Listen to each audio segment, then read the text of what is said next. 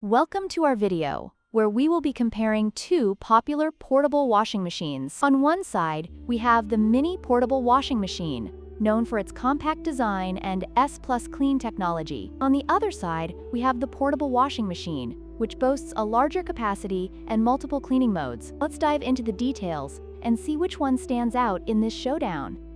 When it comes to capacity, the mini portable washing machine offers an 11-liter capacity, which is suitable for small loads like baby clothes and socks.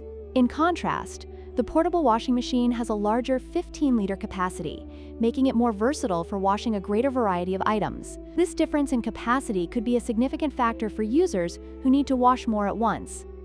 The mini portable washing machine features S+ clean technology, which is designed for effective cleaning of delicate fabrics. On the other hand, the portable washing machine offers 3 different cleaning modes, allowing users to choose the best option for their laundry needs. This flexibility can be particularly useful for those who wash a variety of items.